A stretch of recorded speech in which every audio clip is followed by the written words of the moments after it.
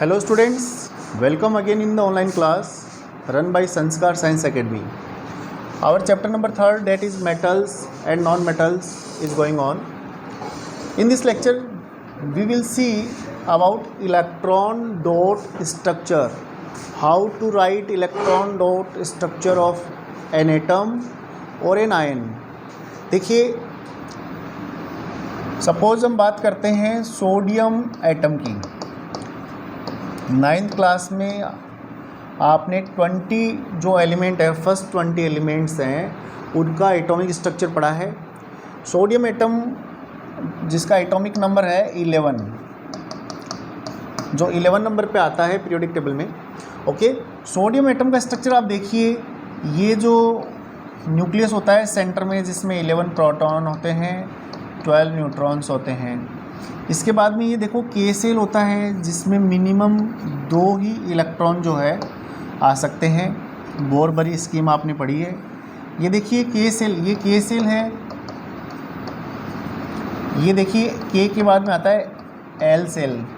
इसमें मैक्सिमम 8 ही इलेक्ट्रॉन हम फिल कर सकते हैं। देखिए 1 2 3 4 5 6 7 एंड 8। ओके, अब देखिए सोडियम एटम में इलेक्ट्रॉन्स होते कितने हैं आप सब जानते हैं, 11 इलेक्ट्रॉन्स होते हैं। तो 11 इलेक्ट्रॉन्स देखिए, के सेल में 2 इलेक्ट्रॉन आ गए, एल सेल में 8 इलेक्ट्रॉन आ गए, टोटल 10 हो गए। अब जो नेक्स्ट 1 इलेक्ट्रॉन बच गया है वो आगे वाले सेल में फिल किया जाएगा। के बाद में आता है के एल एम, ये एम सेल में फिल किया जाएगा 1 इलेक्ट्रॉन। ओके, तो ये जो स्ट्रक्चर मैंने बनाया है वो है सोडियम एटम का। ये सोडियम एटम का एटॉमिक स्ट्रक्चर है। तो देखिए बात करते हैं हम इलेक्ट्रॉनिक कॉन्फ़िगरेशन की। सोडियम एटम का इलेक्ट्रॉनिक कॉन्फ़िगरेशन आप कैसे लिखेंगे? देखिए 2, 8, 1। ओके, इसका मतलब ये है 2 इलेक्ट्रॉन के सेल में है, ये देखिए 8 इलेक्ट्रॉन एल सेल में है, और ये 1 इलेक्ट्रॉन जो बच गया वो एम सेल में है। सो सोडियम एटम का इलेक्ट्रॉनिक कॉन्फ़िगरेशन होगा 2, 8, 1। अब देखिए आउटर मोस्ट जो सेल होता है किसी भी एटम के एटॉमिक स्ट्रक्चर में, जैसे ये देखो सोडियम एटम में जो आउटर मोस्ट जो सेल है, जैसे यहाँ ये है, इसको बोलेंगे हम outermost cell. Outermost cell के अंदर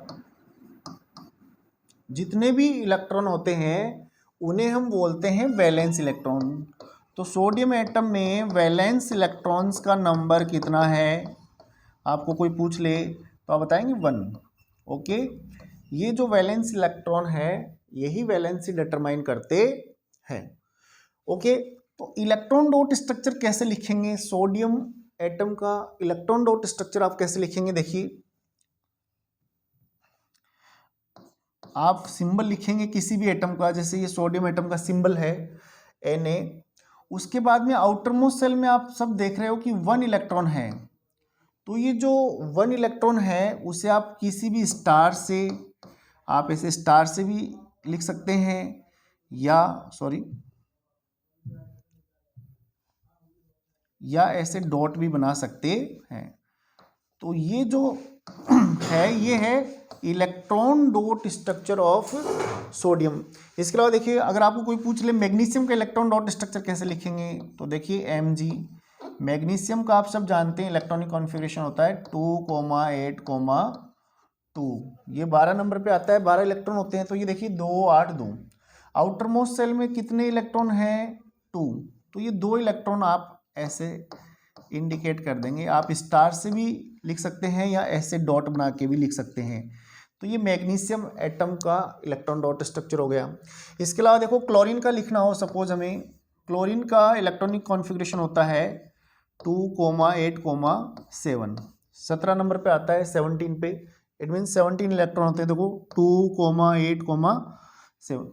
ये देखिए ये ऐसा ही एटॉमिक स्ट्रक्चर होता है क्लोरीन का। लेकिन ये जो आउटर मोस्ट सेल है इसमें 7 इलेक्ट्रॉन्स होते हैं। ये देखिए आउटर मोस्ट में 7 इलेक्ट्रॉन्स होते हैं।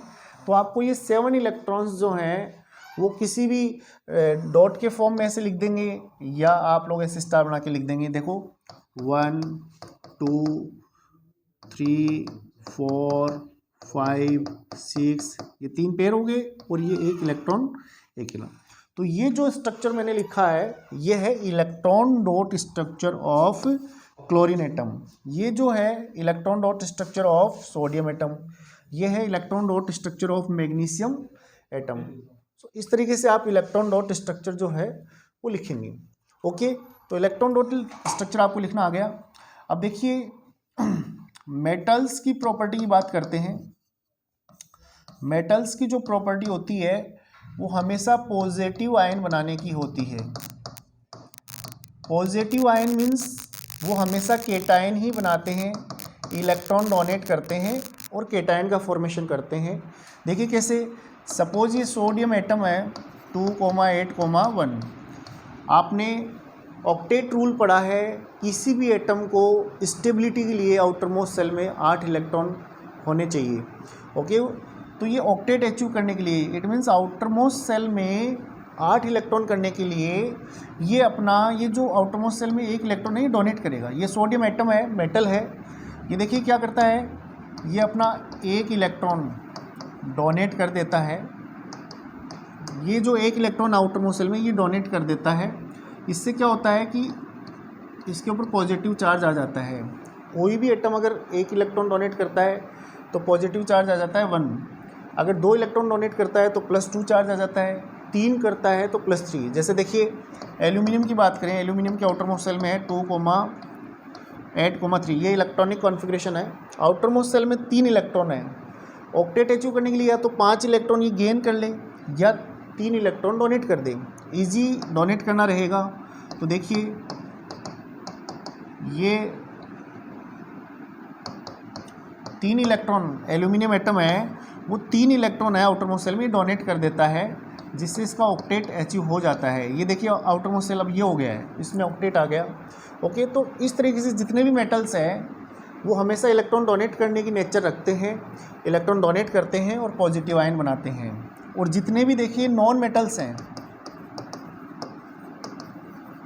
नॉन मेटल्स की बात करें जैसे chlorine, nitrogen, oxygen, non metals की जो नेचर होती है इलेक्ट्रॉन गेन करने की होती है, तो वो नेगेटिव आयन बनाते हैं। नेगेटिव आयन्स बनाते हैं, इट मीन्स वो एनायंस का फॉर्मेशन करते हैं। आप देखिए क्लोरीन एटम, क्लोरीन एक नॉन मेटल आप सब जानते हैं। क्लोरीन का इलेक्ट्रॉनिक कॉन्फ़िगरेशन है 2,8,7। अब देखिए इसके आउटर मोस्ट सेल में 7 इलेक्ट्रॉन है। 7 इलेक्ट्रॉन होने का मतलब 1 इलेक्ट्रॉन और चाहिए अचीव करने के लिए, ऑक्टेट अचीव करने के लिए। तो ये क्लोरीन एटम 1 इलेक्ट्रॉन गेन करेगा तो क्या होगा, इस पर -1 चार्ज आ जाएगा। तो ये 2 अब कॉन्फ़िगरेशन हो गया 2,8,8, क्योंकि देखिए यहाँ 7 इलेक्ट्रॉन है लेकिन 1 इलेक्ट्रॉन गेन करते ही ऑक्टेट अचीव हो जाता है। इसके अलावा देखिए मैं आपको और बताता हूँ, जैसे ऑक्सीजन है, ऑक्सीजन एटम का इलेक्ट्रॉनिक कॉन्फ़िगरेशन है 2,6, ये 8 नंबर पे आता है। ओके, अब देखिए आउटर मोस्ट सेल में 6 इलेक्ट्रॉन है, तो ऑक्टेट अचीव करने के लिए मिनिमम 8 इलेक्ट्रॉन करने के लिए ये क्या करेगा, ये 2 इलेक्ट्रॉन गेन करेगा। 2 इलेक्ट्रॉन गेन करने से क्या होगा, -2 चार्ज आ जाएगा, ये ऑक्साइड आयन बन जाता है। और ये देखिए 2,8 ऐसे लिखेंगे, क्योंकि ये 6 है और 2 इलेक्ट्रॉन और आ गए तो ये 8 हो गए। इस तरीके से ये ऑक्टेट अचीव करते हैं। तो आप क्या समझ रहे हैं कि जो नॉन मेटल है जैसे क्लोरीन है, ऑक्सीजन है, सल्फर है, जितने भी नॉन मेटल्स होते हैं उनकी नेचर हमेशा इलेक्ट्रॉन गेन करने की होती है। अगर 1 इलेक्ट्रॉन गेन करेंगे तो -1 चार्ज आ जाएगा, 2 इलेक्ट्रॉन गेन करेंगे तो -2 चार्ज आ जाएगा, 3 करेंगे तो -3 आ जाएगा। तो नॉन मेटल्स हमेशा इलेक्ट्रॉन गेन करते हैं और नेगेटिव आयंस बनाते हैं। और ये देखिए जो मेटल्स होते हैं वो हमेशा इलेक्ट्रॉन डोनेट करते हैं और पॉजिटिव आयन का फॉर्मेशन करते हैं। अब देखिए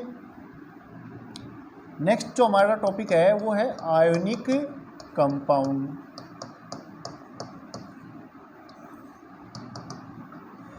एन आयोनिक कंपाउंड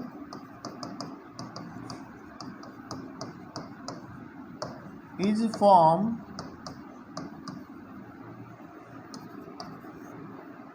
by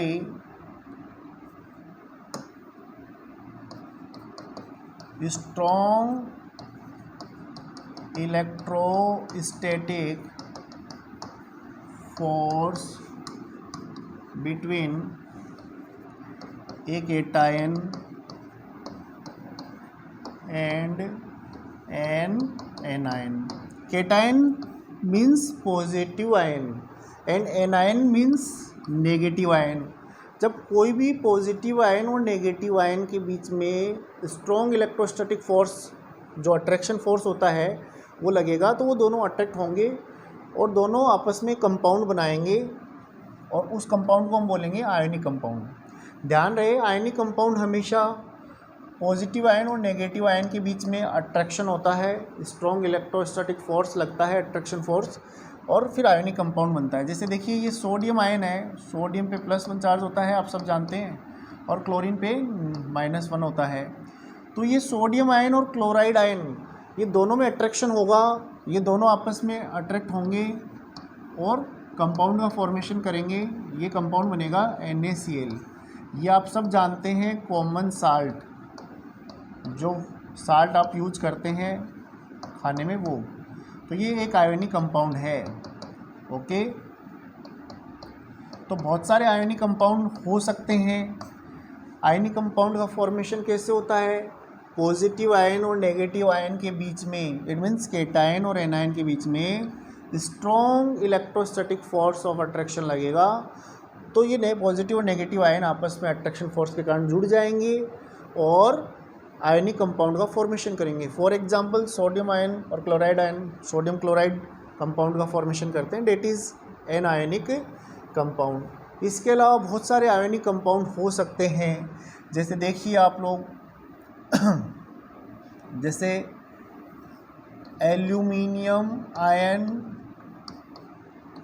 और ऑक्साइड आयन, ये दोनों, ये पॉजिटिव आयन और नेगेटिव आयन आपस में जुड़ेंगे तो बन जाएगा एल्यूमिनियम ऑक्साइड। ओके, यहाँ आपको 2 एल्यूमिनियम आयन लेने हैं और 3 ऑक्साइड आयन लेने हैं, तो ये एल्यूमिनियम ऑक्साइड एक आयनिक कंपाउंड है। तो सेम यही रहेगा कि पॉजिटिव आयन और नेगेटिव आयन के बीच में स्ट्रॉन्ग इलेक्ट्रोस्टैटिक फोर्स लगेगा तो उनके बीच में बॉन्ड बन जाएगा, वो जुड़ जाएंगे और आयनिक कंपाउंड का फॉर्मेशन होगा। ओके, आयनिक कंपाउंड पॉजिटिव और नेगेटिव आयन के अट्रैक्शन के कारण बनते हैं। अब देखिए प्रॉपर्टीज़ की बात करते हैं। Properties of ionic compounds. Ionic compounds की प्रॉपर्टीज़ की बात करते हैं। एक एग्जांपल आपके सामने है, common salt, aluminium oxide, ammonium chloride, copper chloride, calcium carbonate, बहुत सारे एग्जांपल हैं। तो देखिए आयोनिक कंपाउंड्स की प्रॉपर्टीज़ की बात करते हैं, हम फिजिकल स्टेट की बात करते हैं। तो जो नॉर्मली आयोनिक कंपाउंड होते हैं वो सॉलिड स्टेट में होते हैं, नॉर्मल टेम्परेचर पे सॉलिड होते हैं, जैसे अपना कॉमन साल्ट है वो सॉलिड होता है।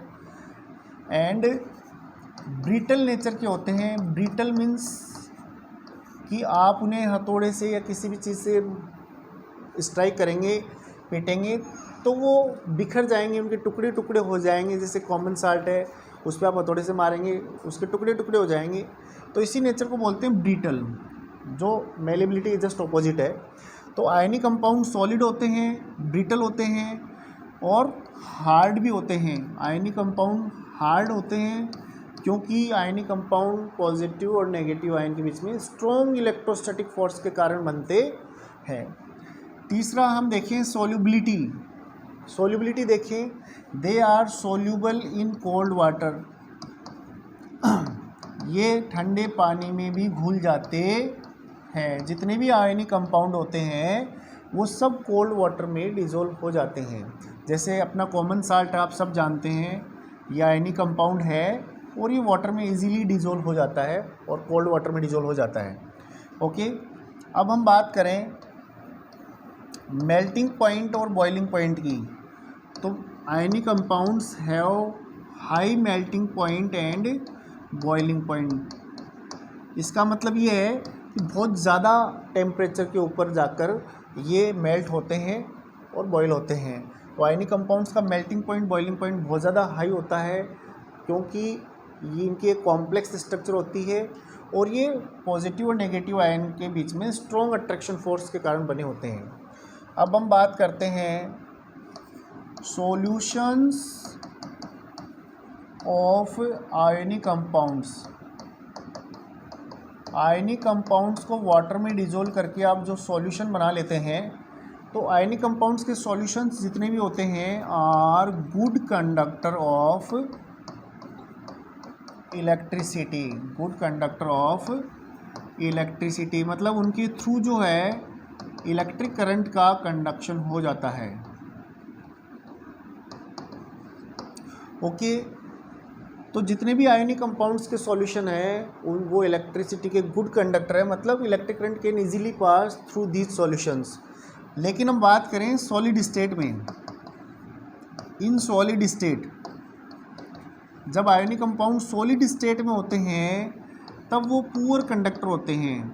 इट मीन्स उनके थ्रू इलेक्ट्रिक करंट का कंडक्शन नहीं होता है। आप सब जानते हैं इलेक्ट्रिक करंट का कंडक्शन तभी होगा जब आयंस का मोमेंट होगा। तो सॉलिड स्टेट में जब आयनिक कंपाउंड्स होते हैं तो उनमें आयंस का मोमेंट नहीं हो पाएगा, तो इलेक्ट्रिक करंट का कंडक्शन नहीं होगा। जब मोल्टेन स्टेट में आएंगे, मतलब लिक्विड स्टेट में होंगे आयनिक कंपाउंड्स या इनके सॉल्यूशंस होंगे वाटर में, तभी इनके थ्रू इलेक्ट्रिक करंट का कंडक्शन होगा। तो ये आयनिक कंपाउंड्स की प्रॉपर्टीज है।